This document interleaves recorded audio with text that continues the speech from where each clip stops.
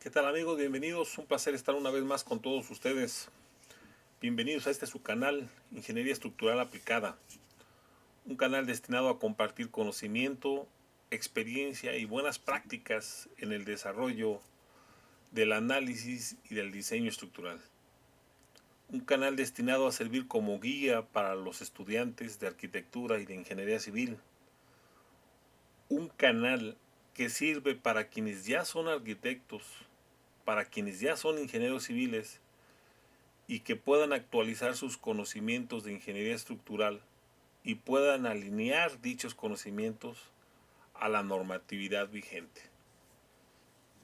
Estos son precisamente los alcances del canal y de los videos que he preparado con mucho gusto para todos ustedes. Cabe mencionar que la normatividad que usaremos será la que aplica para la Ciudad de México. Usaremos el reglamento de construcciones para el Distrito Federal, hoy Ciudad de México, y sus correspondientes normas técnicas complementarias. Soy el ingeniero Marco Antonio Juárez Rueda, titular de este canal. Los invito a que se queden y aprendan del tema que desarrollaremos en esta ocasión. Preparé un tema muy interesante en relación al diseño estructural. Como podrán haber visto en la portada de la presentación, en esta ocasión abordaré el tema denominado Factores de seguridad en el diseño estructural.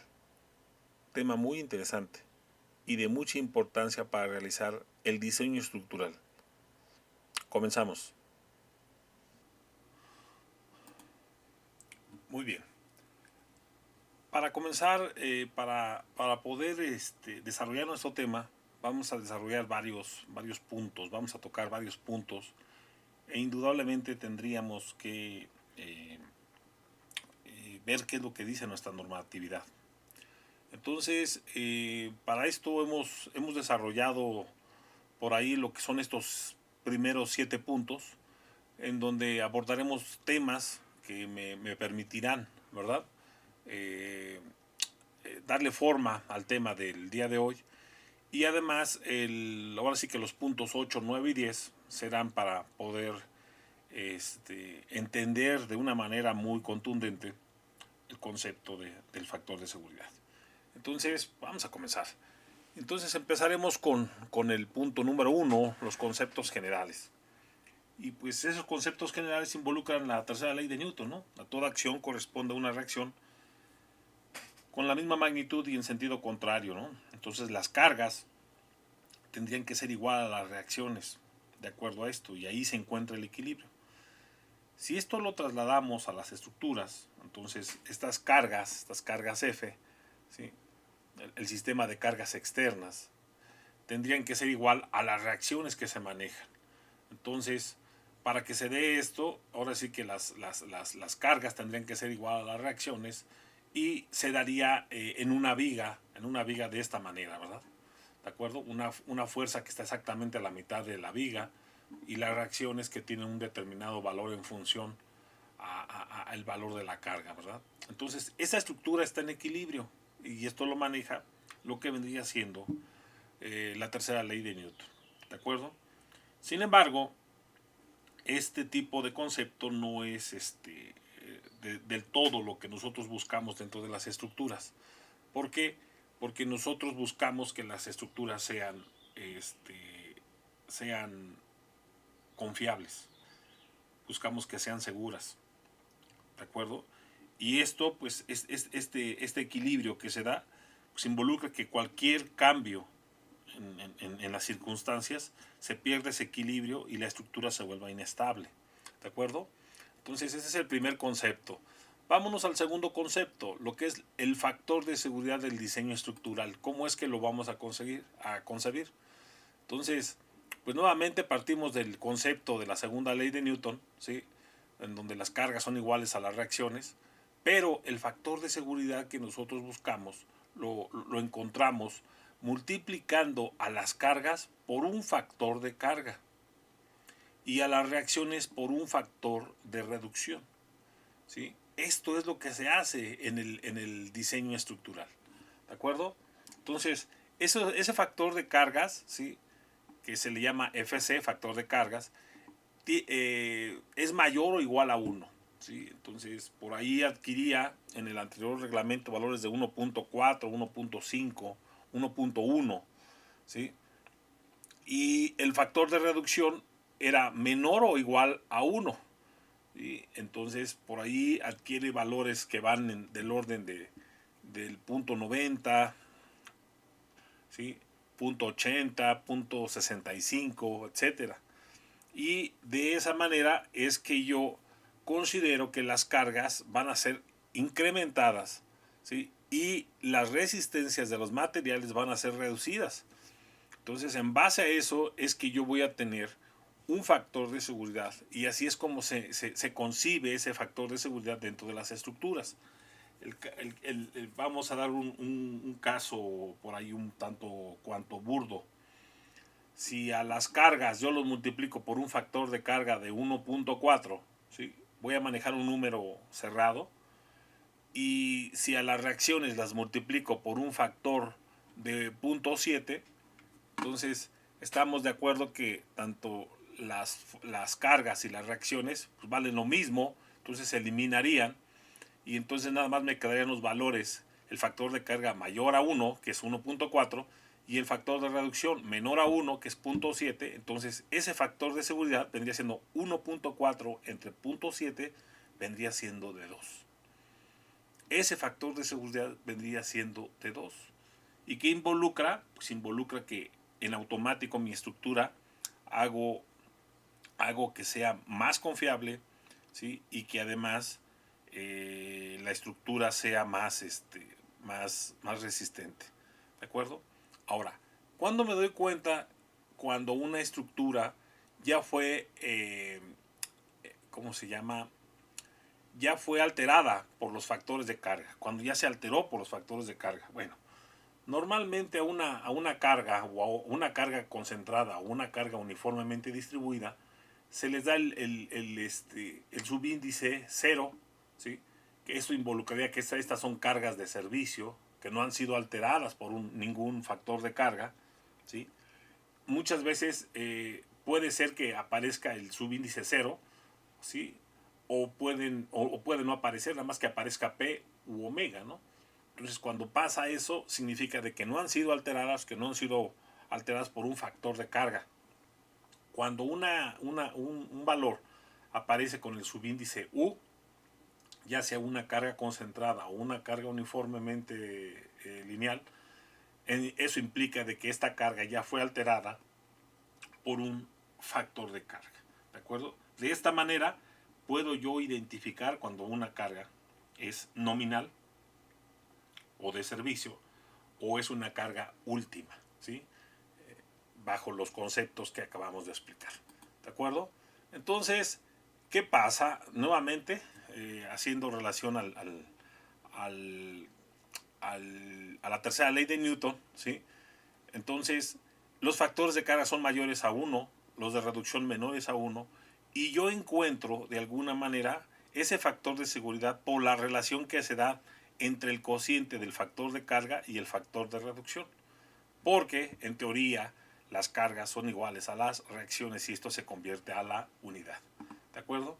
Entonces, vean cómo esta carga, ¿sí? A esta carga la multiplico por un factor de carga, ¿sí? A estas reacciones las multiplico por un factor de reducción, y es precisamente ahí donde yo encuentro el factor de seguridad dentro de las estructuras. Esto es explicado a través de esquemas muy básicos para que pueda ser fácilmente entendible, ¿verdad? Vamos a continuar con el siguiente punto. Obvio, para poder aplicar estos factores de carga, estos factores de reducción, tendremos nosotros que ver qué es lo que nos dice el reglamento en cuanto a ciertos aspectos, porque estos factores de carga, ¿sí?, se aplican en función a ciertas características de las construcciones, ¿sí? Entonces, este punto 3, este punto 4, ¿sí?, prácticamente son ahora sí que conceptos que me definen las bases para poder aplicar los factores de carga, ¿de acuerdo? Entonces empezaremos con la clasificación de las construcciones, ¿sí? Y de acuerdo a lo que dice el reglamento de construcciones del Distrito Federal en su versión más actual, ¿sí? En el título sexto, lo relacionado a la seguridad estructural de las construcciones, en el capítulo 1 de las generalidades y en el artículo 139 dice a la letra: para los efectos de este título, las construcciones se clasifican en los siguientes grupos. Y entonces clasifica en grupo A, ¿de acuerdo? Y a la vez ese grupo A, ¿sí? Ese grupo A lo clasifica, este grupo A lo clasifica en un subgrupo A1 y en un subgrupo A2, ¿de acuerdo? Y además manejan determinados casos, ¿sí? Dice por aquí, dice: para fines de aplicación de las normas técnicas complementarias para la revisión de seguridad estructural de edificaciones, las construcciones del grupo A se subdividen y hay 3 tipos de casos. Lo mismo pasaría para las estructuras del grupo B. Existen otros casos, pero esto es en base a lo que dicen las normas técnicas complementarias para la revisión de la seguridad estructural. Entonces, tendríamos nosotros que visualizar todo este esquema para poder entender que de alguna manera las estructuras las podemos clasificar del grupo A o del grupo B, ¿de acuerdo? ¿Cuáles son las estructuras del grupo A? ¿Qué nos dice ese artículo 139? Dice que las edificaciones cuya falla estructural podría causar un número elevado de pérdidas de vida humana o constituir un peligro significativo por contener sustancias tóxicas o explosivas, y edificaciones cuyo funcionamiento es esencial a raíz de una emergencia urbana, las que se subdividen en... Entonces, estos son los tipos de estructuras del tipo del grupo A, ¿sí? Y además se subdividen en el grupo A1 y en el grupo A2. ¿De acuerdo? ¿Cuáles son las del grupo A1? Aquí cabe mencionar que el anterior reglamento simplemente, bueno, el anterior reglamento al 2015 manejaba simplemente la clasificación en estructuras del grupo A y del grupo ahí en B, hacia B1, ¿sí? Y B2. Ahora los divide el A en A1 y A2.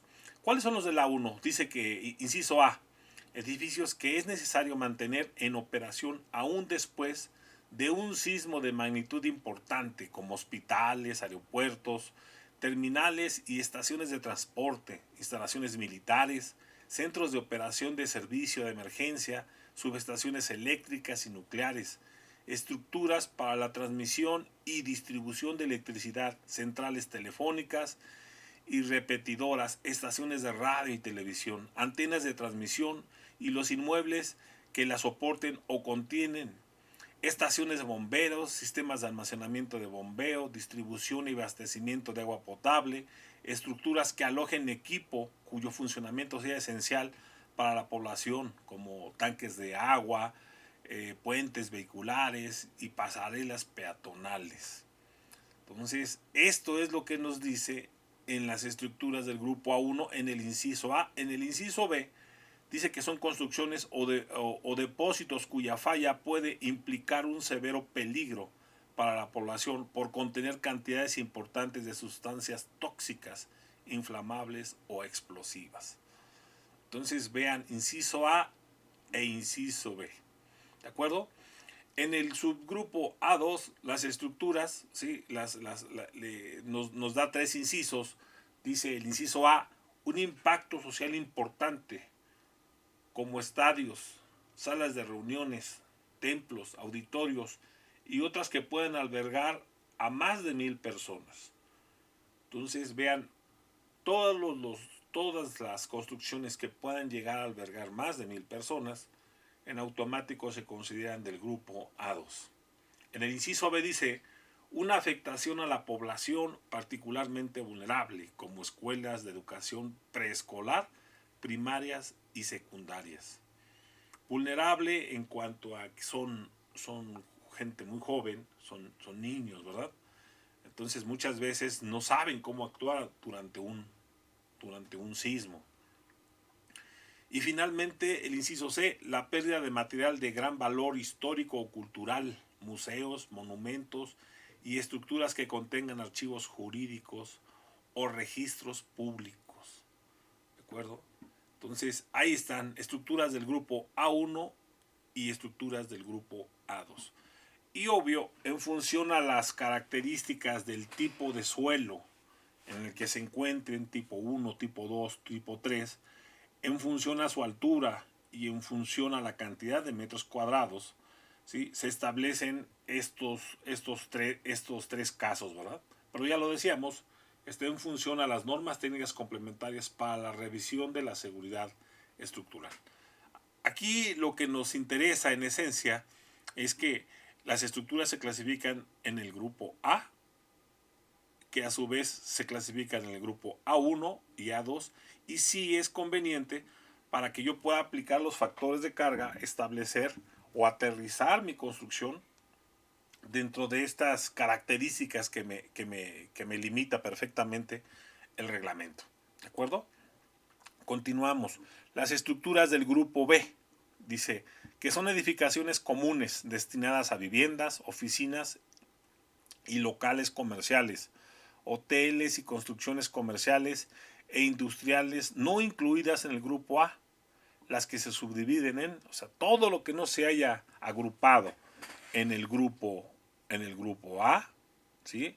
Entonces entran dentro del grupo B. Pero a la vez, estas construcciones se dividen en dos tipos, en las estructuras del grupo B1 y en el grupo B2. ¿Sí? En el grupo B1 podemos considerar dos incisos, ¿sí? Y además dando continuidad a lo mismo que habíamos comentado en cuanto a la seguridad de las construcciones, las normas técnicas complementarias de seguridad de las construcciones. Allá en las estructuras del grupo A se manejaban tres casos, aquí se manejan el cuarto, quinto, sexto y séptimo caso para las estructuras del grupo B1, y para las estructuras del grupo B2 se maneja el caso 8, 9 y 10. ¿De acuerdo? Entonces voy a dar lectura y vuelvo a lo mismo. Esto es para cuestión de seguridad y está en función al tipo de terreno, está en función a la cantidad de metros cuadrados que pudiera llegar a tener esa estructura y a su altura. ¿De acuerdo? Voy a dar lectura muy rápido a lo que dice a la letra precisamente este grupo, ¿no? Dice que en el grupo B1, en el inciso A, dice que edificaciones de más de 30 metros de altura o más de 6,000 metros cuadrados de área total construida. Entonces, todo lo que tenga más de 6,000 metros cuadrados de área total construida entra dentro del grupo B1. Ubicadas en las zonas 1 y 2, que se aluden al artículo 170 de este reglamento. ¿De acuerdo? Entonces, por ahí las estructuras las clasifica en diferentes zonas geotécnicas, ¿de acuerdo? Cosa que vamos a ver enseguida. Y además construcciones de más, lo acota a una altura de mayor de 15 metros, ¿de acuerdo? Entonces, estructuras que no están contenidas en la estructura, en el grupo A, y que además tengan una determinada cantidad de metros cuadrados o mayor a 6,000 en total, ¿sí? Que estén englobadas en el artículo 170 en cuanto a las zonas geotécnicas, ¿sí? Y por ahí en el inciso B dice que edificaciones anexas a los hospitales, ¿sí? Aeropuertos o terminales de transporte como estacionamientos, restaurantes, así como edificios destinados a educación media superior y superior. Entonces aquí en automático el anterior reglamento manejaba que pues todo lo que vendría siendo la educación se manejaba como del grupo A.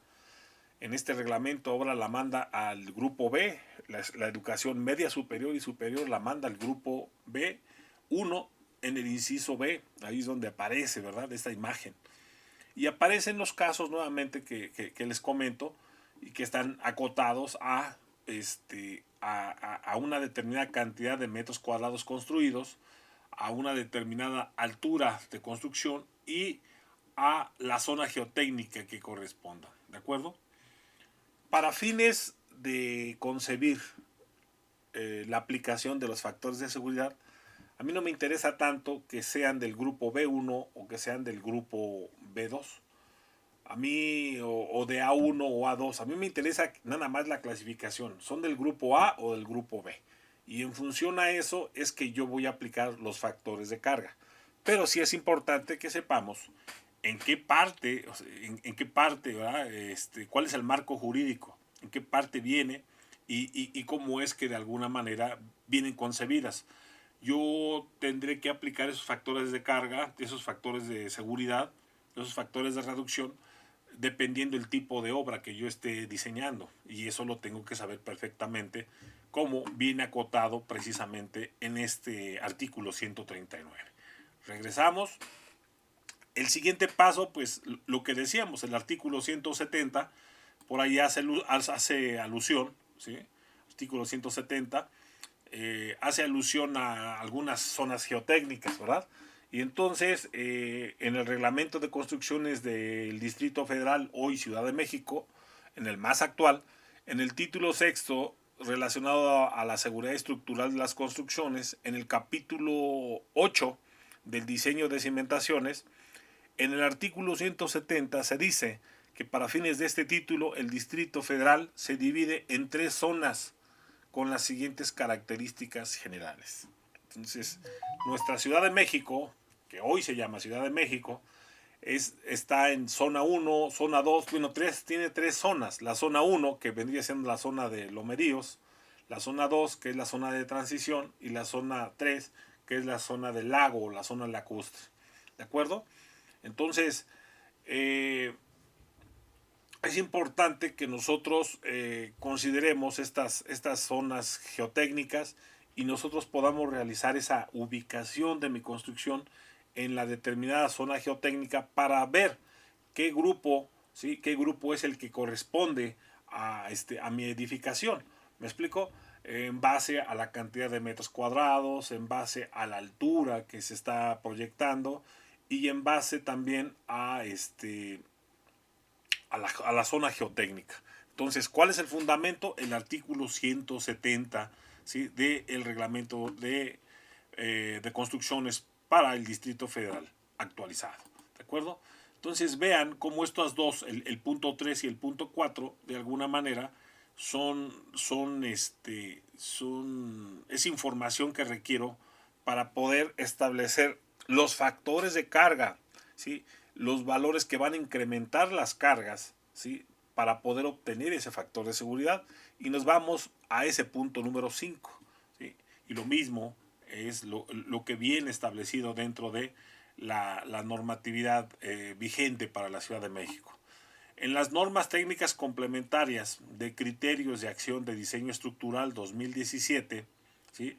Que precisamente vienen en las normas para la Ciudad de México, las normas técnicas complementarias, en el inciso 3.4 precisamente es en donde vienen lo relacionado a los factores de carga, los factores que amplifican. Recordemos, los que amplifican, los que de alguna manera me dan ese factor mayor a la unidad, ¿sí? Que amplifican las cargas.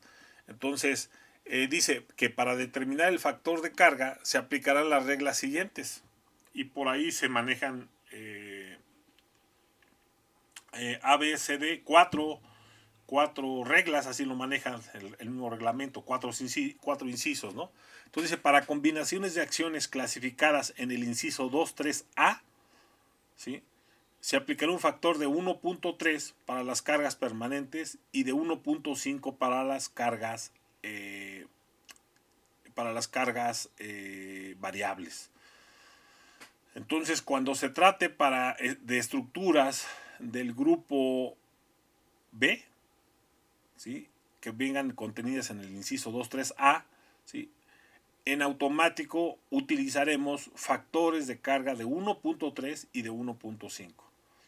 Dice, cuando se trate de edificaciones del grupo A, y aquí dice, quiero resaltar, grupo A, no dice A1 o A2, dice que los factores de carga para este tipo de combinación se tomarán iguales a 1.5 y 1.7 para cargas permanentes y variables respectivamente.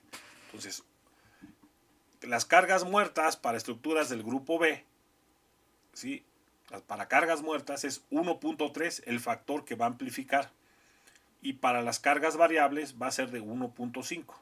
Para estructuras del grupo A va a ser de 1.5 para las cargas muertas y de 1.7 para las cargas vivas. Vean cómo aquí no es de importancia, de relevancia el hecho de que sea la clasificación A1 o A2 o B1 y B2, simplemente dicen A o B, ¿sí?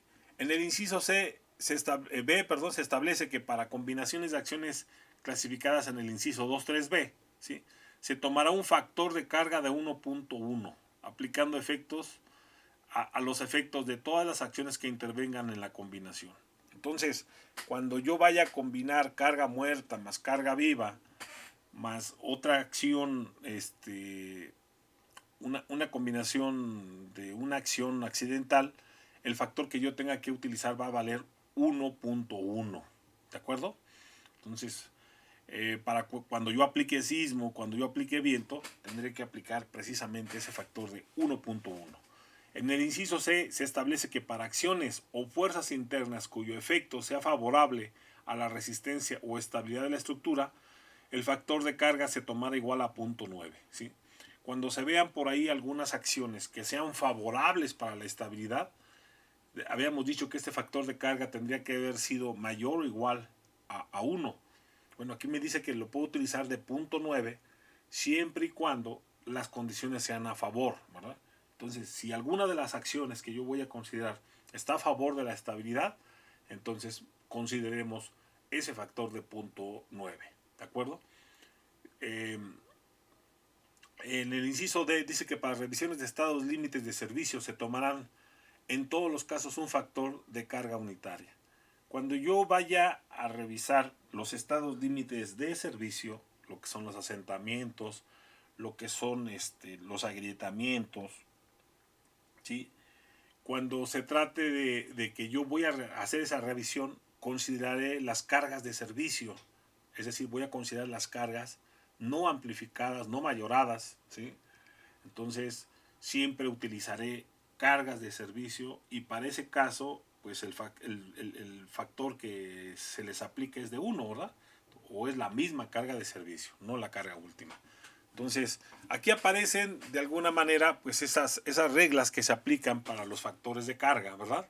Y viene en el inciso 3.4. Ahora vámonos en donde viene lo que se llaman los factores de resistencia. Y precisamente esos factores de resistencia vienen en las normas técnicas complementarias ahora de diseño y construcción de concreto. Las más actualizadas, ¿sí?, las que traen comentarios son las más actualizadas. En el inciso 3.7 es lo relacionado a los factores de resistencia. Y dice a la letra: de acuerdo con las normas técnicas complementarias sobre criterios y acciones para el diseño estructural de las edificaciones, las resistencias deben afectarse por un factor de reducción, FR. Con las excepciones indicadas en el texto de estas normas, los factores de resistencia tendrán los siguientes valores.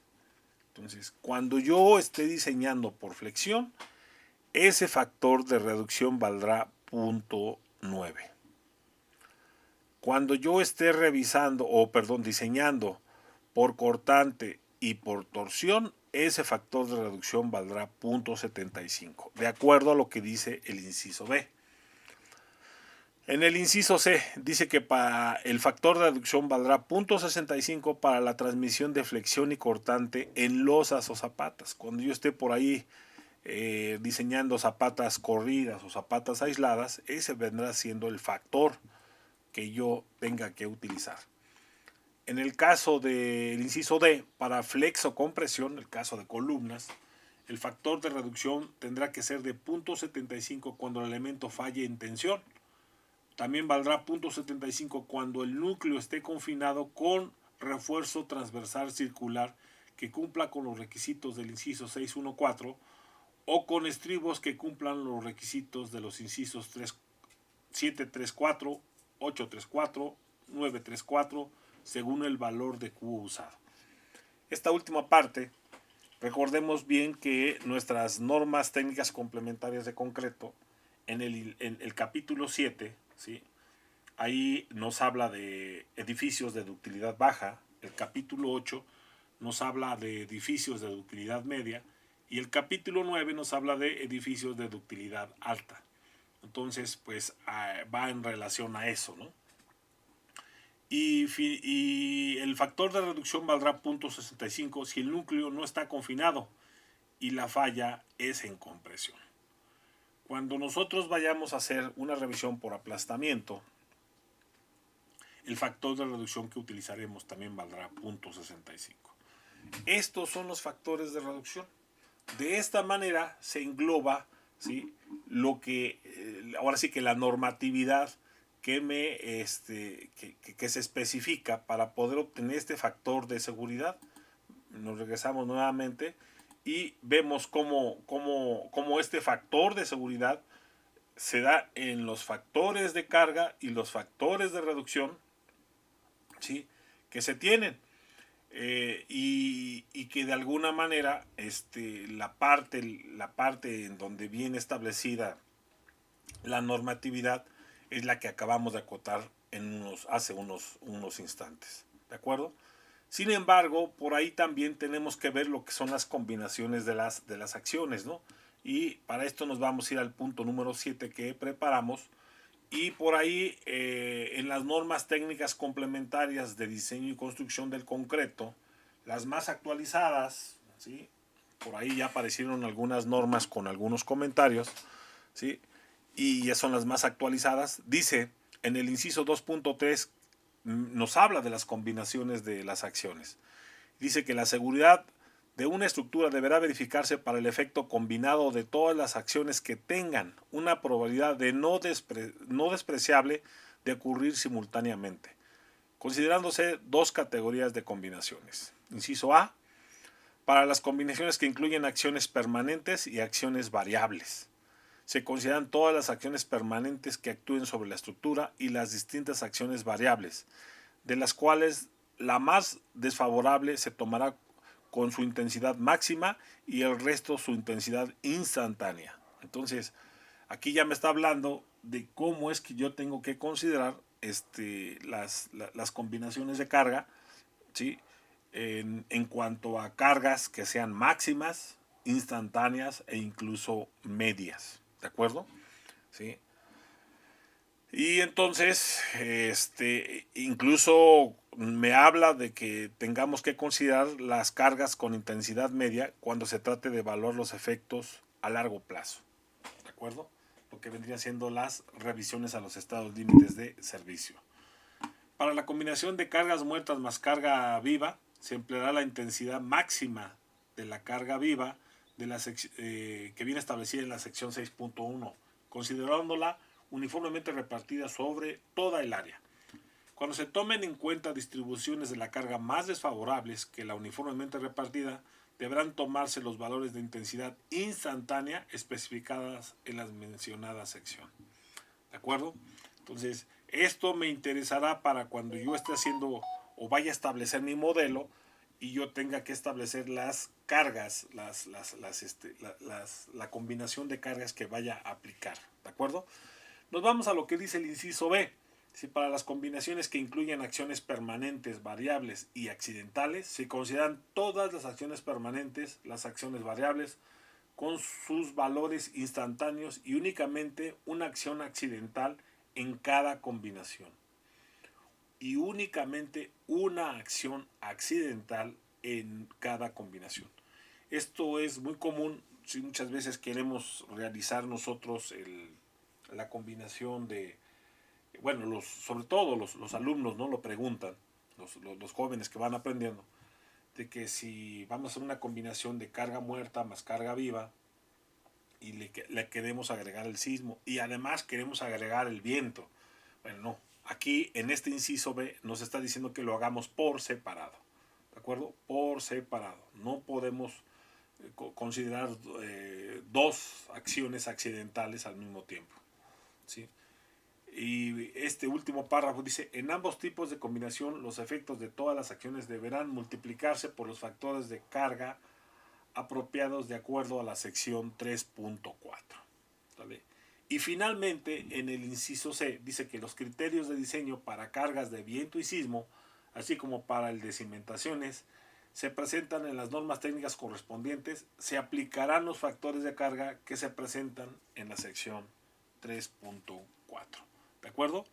Entonces, esto de alguna manera marca, ¿sí?, cómo es que yo voy a considerar las cargas que se van a presentar, las cargas por intensidad de carga muerta, de carga viva y de carga accidental, de acuerdo a las circunstancias, ¿de acuerdo? De acuerdo a lo que se acota dentro de estas normas técnicas complementarias. Regresamos. Y entonces vamos a integrar precisamente todos estos conceptos, vamos a integrarlos en una sola tabla. ¿De acuerdo?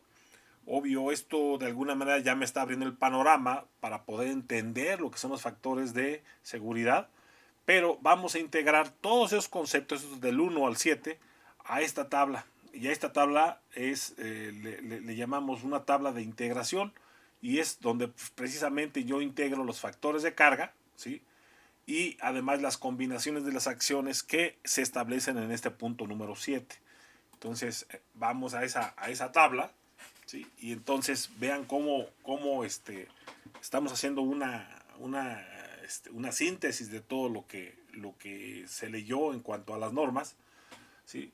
Por ahí se hablan de condiciones estáticas, efectos gravitacionales, de condiciones dinámicas, efectos sísmicos, ¿sí? Entonces, para efectos gravitacionales se va a considerar la carga muerta más la carga viva con intensidad máxima. Así lo estableció lo establecimos en el punto número 7.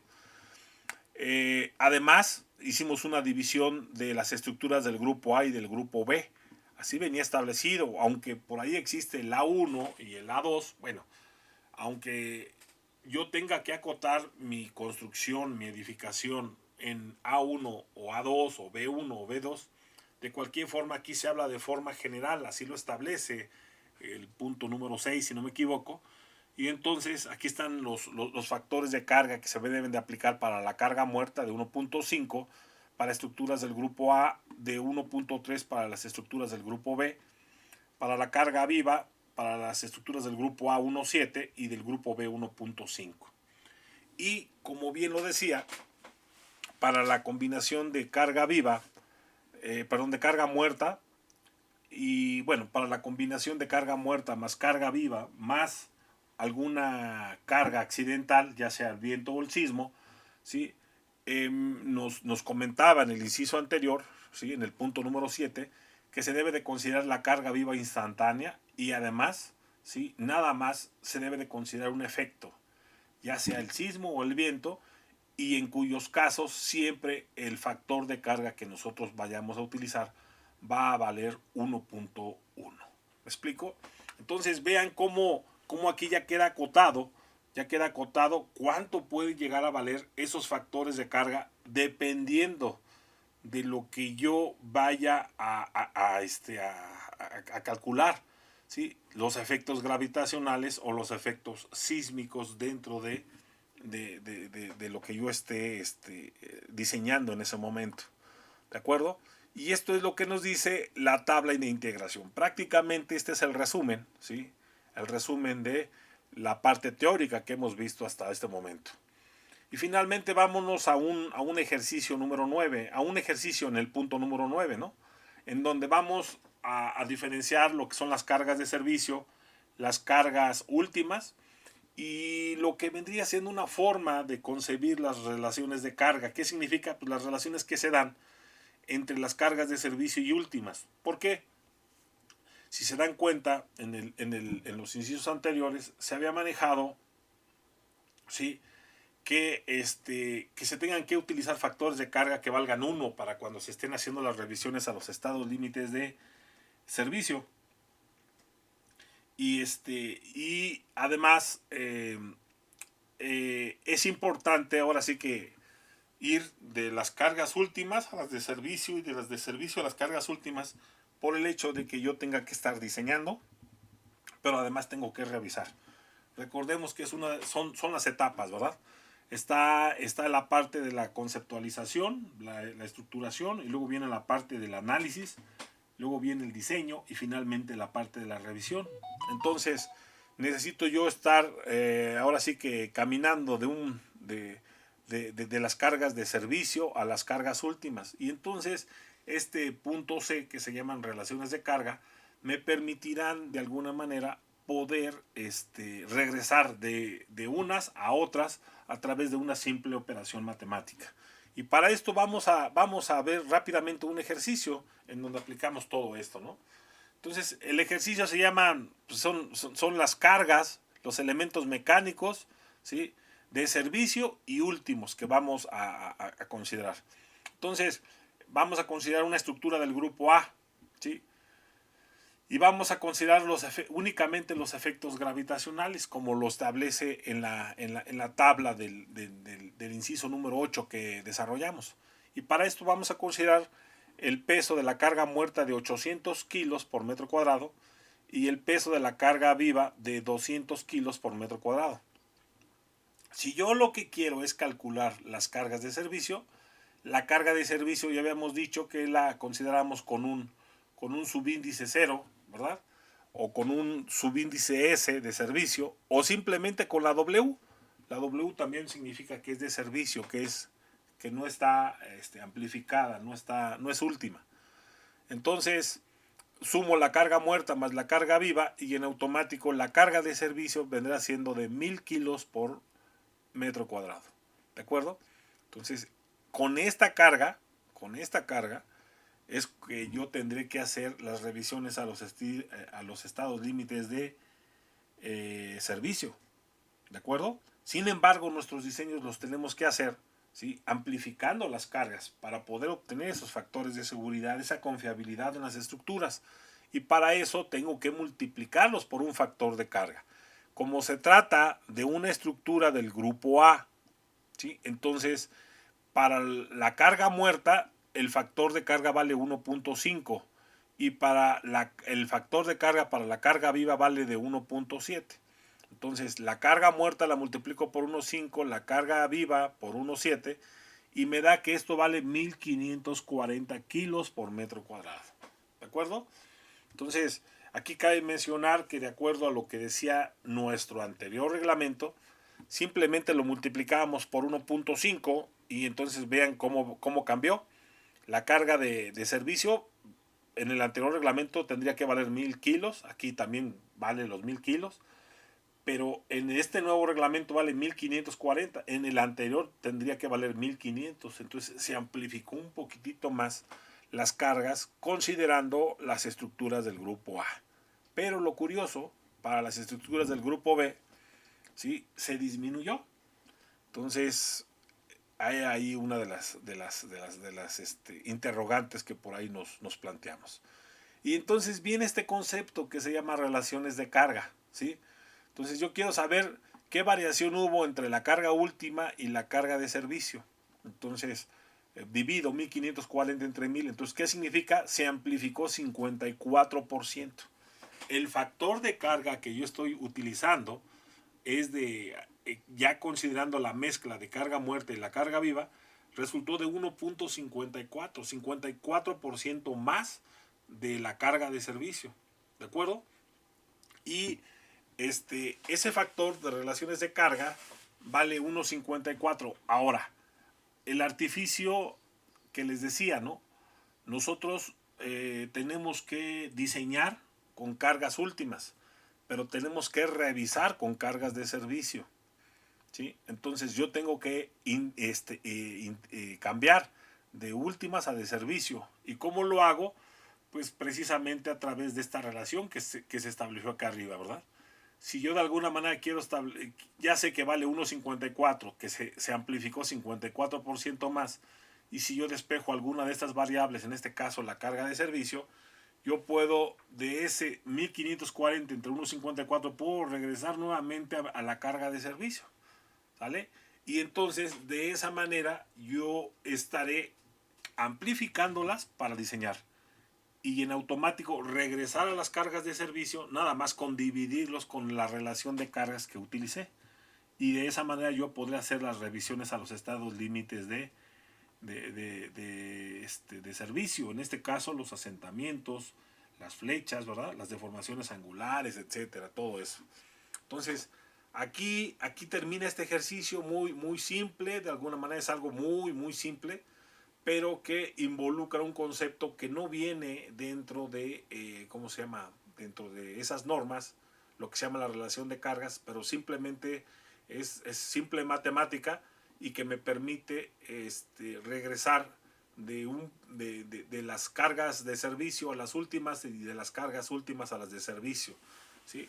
Con una simple operación matemática y que muchas veces resulta muy conveniente para realizar nuestros cálculos, ¿sí? Entonces nos vamos al siguiente punto, que propiamente dicho son las conclusiones de nuestra presentación, ¿sí? Y esas conclusiones las vamos a manejar en cuatro aspectos, ¿sí? Las cargas de servicio, que ya vimos cómo se calculan, las cargas últimas, los elementos mecánicos de servicio y los elementos mecánicos últimos. A ver, ¿a qué nos referimos con esto? Si yo tengo cargas de servicio, recuerden que este subíndice 0 implica que son de servicio, entonces los elementos mecánicos, la carga axial, la fuerza cortante, el momento flexionante, van a ser de servicio, ¿de acuerdo? Entonces, por eso es que aparece que fuerza cortante de servicio, momento de servicio, ¿de acuerdo? Si de alguna manera esta carga yo ya estas cargas, tanto la carga muerta y la carga viva, la considero como una carga última, ¿sí? Las amplifico por esos factores de cargas, entonces estas cargas pasan a ser cargas últimas. Y en automático, si yo hago el análisis de esta viga, considerando que son cargas últimas, entonces los elementos mecánicos, la carga, el cortante último, el momento flexionante último, los elementos mecánicos van a ser momentos últimos. Es decir, yo con estos elementos mecánicos, yo puedo, con tanto la fuerza cortante y el momento último, yo puedo diseñar, pero con las cargas de servicio, ¿sí? Con las cargas de servicio yo puedo revisar, ¿de acuerdo? Yo puedo revisar la estructura y con estas puedo diseñar la estructura, o debo ¿de acuerdo?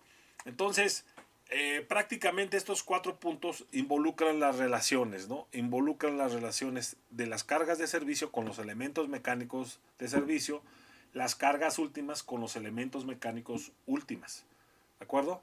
Y por último, ¿sí? La última presentación es cómo poder regresar, ¿sí? De últimas a de servicio y de servicio a últimas. Y si recordamos nosotros el punto número 9 en el ejercicio que desarrollamos, manejamos lo que se llaman las relaciones de carga, ¿sí? Y como esa relación de carga era la carga última entre la carga de servicio, entonces, si esto es vean, si la carga es de servicio, entonces me da una fuerza cortante de servicio. ¿Cómo la convierto a última? Pues simple y sencillamente, ¿verdad?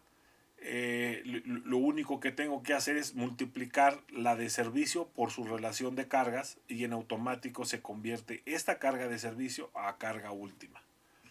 Lo mismo pasaría con el elemento mecánico o el momento de servicio. El momento de servicio lo multiplico por su relación de cargas y en automático este momento de servicio lo convierto a momento último. ¿De acuerdo? Lo mismo, si yo tengo que utilicé cargas últimas para poder diseñar, ¿cómo puedo regresar a las cargas de servicio? Pues dividiéndolo entre la relación de cargas que me dio. Y entonces si yo tengo cargas últimas, esa carga última la divido entre la relación de cargas y en automático tengo las cargas de servicio. Vamos a pensar que yo me fui por este lado, ¿no? Por el lado por el esquema del lado derecho. Entonces yo todo lo hice con cargas últimas. ¿Cómo puedo llegar a revisar, por decirlo así, la flecha, ¿sí? El agrietamiento de esta viga, ¿sí? Entonces yo necesito regresar a mis cortantes perdón, a mis momentos de servicio. Pues ¿cómo lo realizo? Pues simplemente dividiéndolo entre la relación de cargas.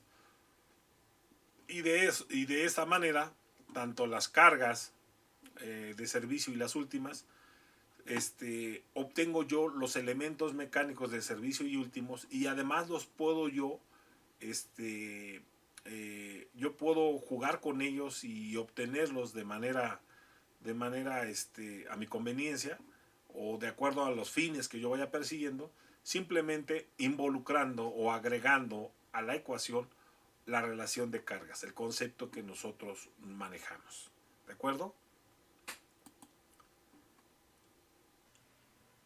Aquí termina el tema que hemos presentado en esta ocasión, llamado factores de seguridad en el diseño estructural. Espero les haya gustado la presentación. Espero hayan hecho el clic con el tema y lo hayan entendido. Los invito a seguir profundizando, a seguir investigando en el conocimiento de la ingeniería estructural. Para aquellas personas que están viendo por primera vez mis videos de este canal llamado Ingeniería Estructural Aplicada, los invito a que vean y revisen los videos que he desarrollado. Muchos de estos videos abordan temas de mucho interés. Abordan temas relacionados con el video que presenté el día de hoy. No me resta más que agradecer su participación y agradecer por confiar en la información que presenté en el tema del día de hoy. Agradezco el seguimiento que le estén dando a este maratón de videos. Seguiré realizando material de este tipo y lo seguiré compartiendo con mucho gusto con todos ustedes. Les pido estén pendientes de las próximas publicaciones. Como siempre, les pido, si les gustó el video, dar like y compartir. Si desean seguir recibiendo videos y publicaciones de este tipo, suscríbanse a mi canal y activen la campanita. Soy el ingeniero Marco Antonio Juárez Rueda, el anfitrión de este canal. Por su participación les doy las gracias. Nos vemos en el próximo video. Hasta entonces.